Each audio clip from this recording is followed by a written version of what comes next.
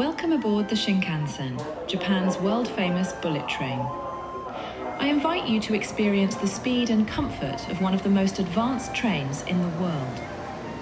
Travelling at up to 450 kilometers per hour, the Shinkansen is not only a symbol of technology, but also of Japan's commitment to precision, safety, and innovation. From the moment you step inside, you can feel the smooth design and quiet ride.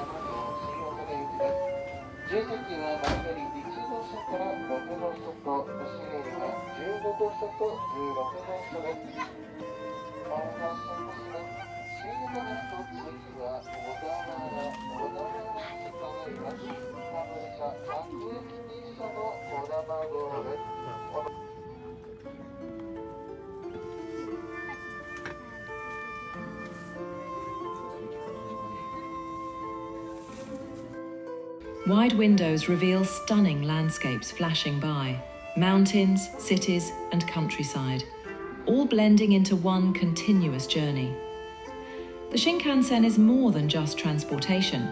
It represents Japan's future vision, where efficiency meets elegance, and where modern engineering connects people and places in record time. Let's take this journey together and discover what makes the Shinkansen an unforgettable part of exploring Japan.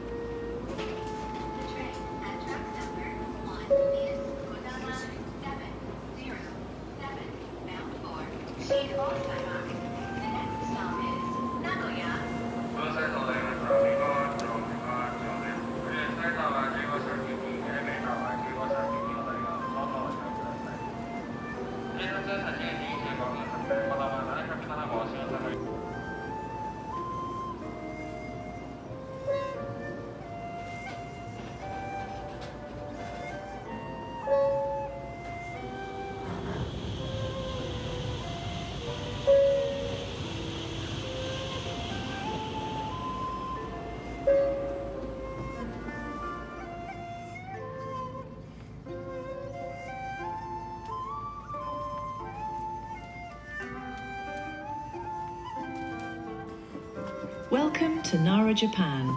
In this video, I invite you to join me on a peaceful journey through one of the country's most unique and spiritual places.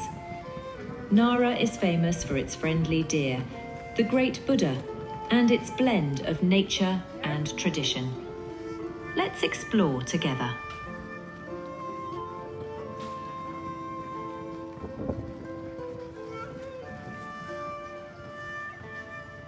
Walking through the streets of Japan, you will notice how clean and well kept everything is.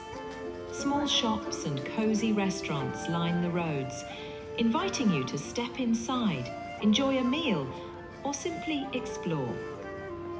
The atmosphere is both peaceful and lively at the same time.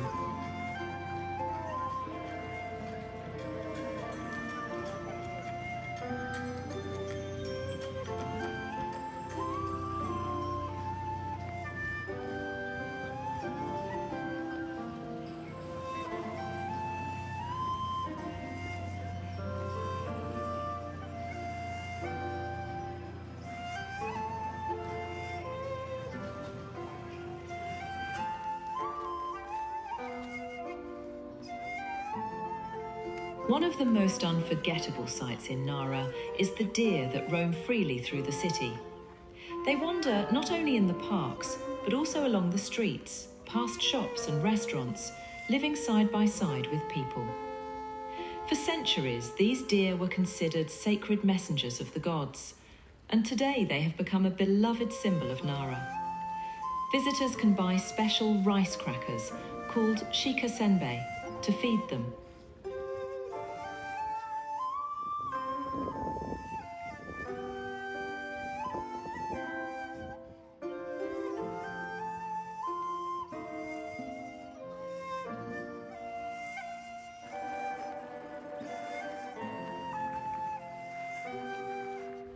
What makes this experience unique is the way the deer bow politely before receiving food. Tourists often bow back, and the deer respond with another bow, creating a moment of playful respect between humans and animals. Watching families and travellers from around the world share this interaction is both heartwarming and unforgettable. The harmony between people and nature here makes Nara a truly special place, where even a simple walk turns into a magical encounter.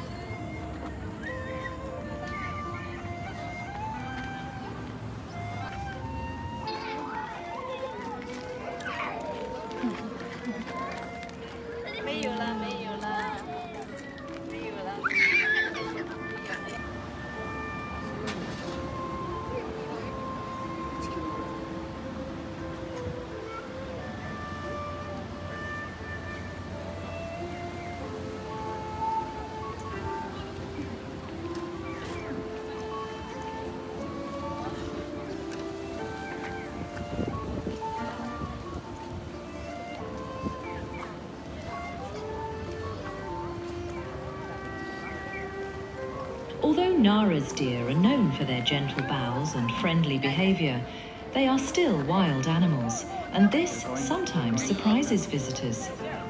When tourists offer the special rice crackers, the deer can become quite eager, nudging people with their heads, or even giving a small bite if food is too slow to arrive. This playful but impatient behaviour makes some visitors a little hesitant to feed them, especially children. Yet it is part of the experience that makes Nara unique.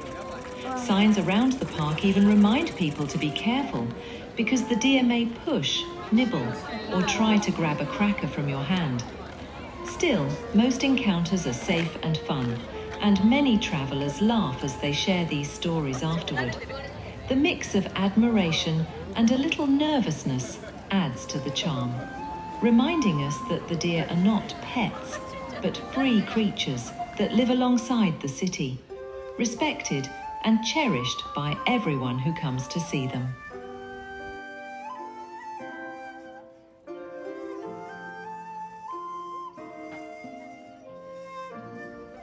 Nara has a remarkable history. It was the first permanent capital of Japan, established in the year 710 during the Nara period. For 74 years, until 784, it served as the political and cultural heart of the nation. During this time, Japan adopted many influences from China, including Buddhism, which shaped the city's identity. Some of the country's most important temples were built here, such as Todaiji, home of the great Buddha, and Kofukuji, which once had towering pagodas. Nara was also the starting point of Japan's written chronicles, art traditions, and classical architecture. The city's streets and temples preserve the feeling of that ancient era, offering visitors a glimpse into the origins of Japanese culture. Walking through Nara today, among the deer and the peaceful parks, you can still sense the legacy of a place that once stood at the very center of Japan's history.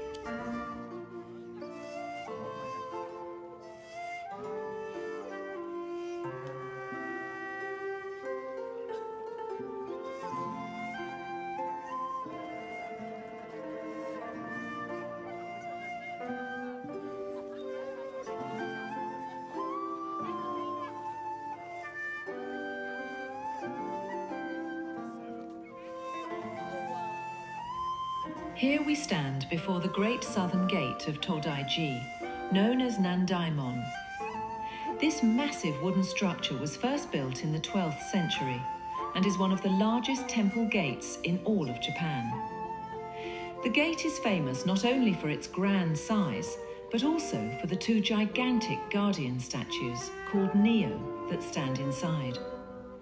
These fierce figures were carved more than 800 years ago and are considered masterpieces of Japanese Buddhist sculpture.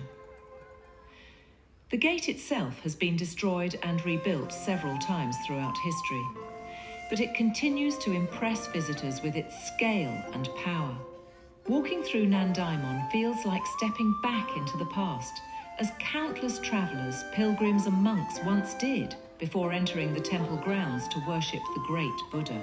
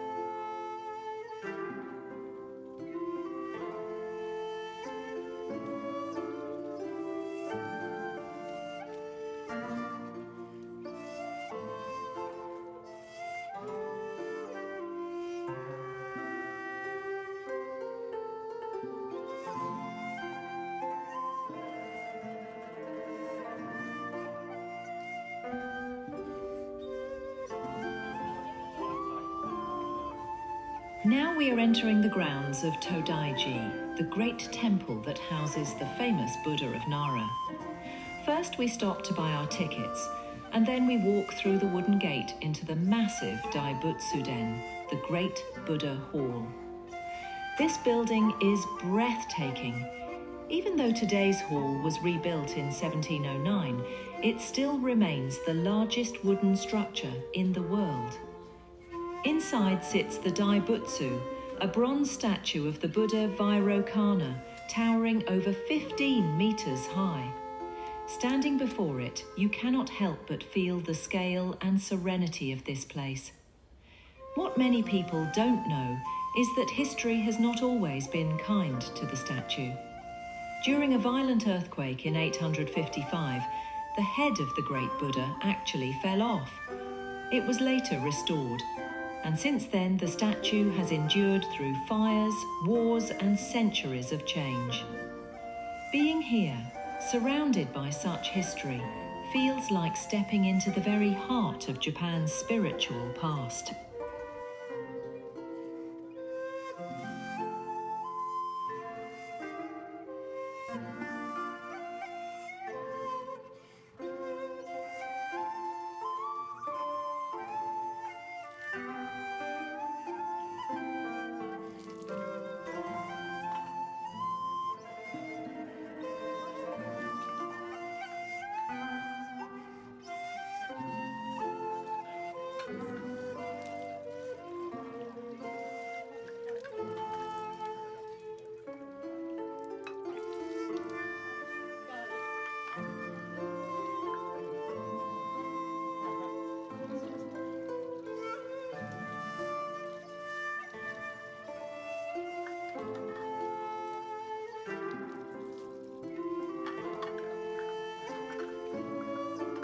Inside the Great Buddha Hall, we find powerful guardians.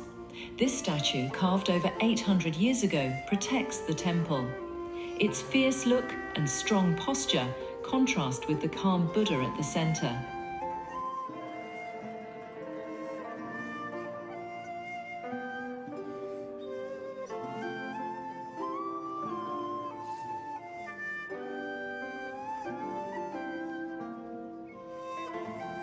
Behind the great Buddha, we see his golden throne, a vast lotus pedestal with a shining halo, decorated with countless small Buddhas. It symbolizes enlightenment and the infinite universe. And finally, as we walk around the back of the Buddha's throne, the massive bronze figure slowly reveals itself before us. From this side, we can fully sense its scale, the folds of the robe, the golden halo shining above, and the calm, timeless expression on the face. Standing here, I feel both awe and peace. After visiting the Great Buddha, we decided it was time to enjoy a meal in a Japanese restaurant. But before that, we stopped for something refreshing, a freshly made smoothie. In Japan, smoothies have become a popular trend, especially in tourist areas and near temples where visitors want something light and healthy.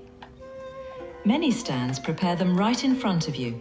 Fruits and vegetables are blended on the spot, often with a Japanese twist, adding matcha, yuzu, or even soy milk. Watching the process is part of the pleasure. You see the bright colours, hear the sound of the blender, and in just a minute, you're holding a glass full of flavour and freshness. For us, it was the perfect pause, a taste of modern Japan before sitting down later to a more traditional lunch.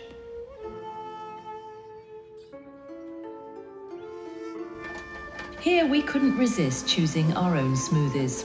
My son, who is 8 years old and absolutely loves grapes, immediately ordered a fresh grape smoothie. The moment he took his first sip, his eyes lit up, sweet, juicy, and full of that rich grape flavour. My husband went for something more unusual, a Japanese pear smoothie. Light, crisp, and perfectly refreshing. It tasted just like biting into a chilled piece of fruit on a hot day. And then came mine, the best of all, at least for me, a peach smoothie. Creamy, fragrant, and so naturally sweet that it felt like drinking summer itself. The taste was so fresh and real, you could almost imagine the peaches being picked that very morning. Honestly, it was impossible not to smile while drinking it. This little stop for smoothies turned into a highlight of our day, a delicious memory that made us all happy before lunch.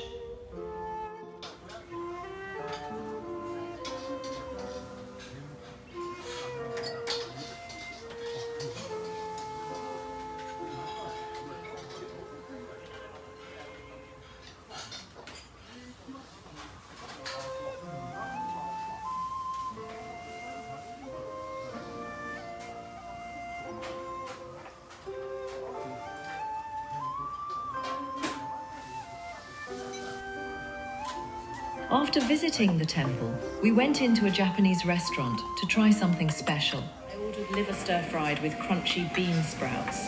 The dish may sound simple, but the balance of rich flavour and freshness is very Japanese. Healthy, filling, and cooked with care. My son chose dumplings or gyoza, filled with meat and fresh greens. Gyoza are not originally Japanese. They came from China, but over time they became a beloved part of everyday Japanese dining, often enjoyed with soy sauce and a touch of chili oil. My husband decided on pork with kimchi. Kimchi is Korean in origin, but in Japan it has become popular too, especially as a side dish that adds spice and energy to the meal. What I love about Japanese food is exactly this mix. Traditional flavours like liver with sprouts, standing next to gyoza and kimchi, all served with rice, tea, and that quiet hospitality. It feels both familiar and new, a real taste of how Japan eats today.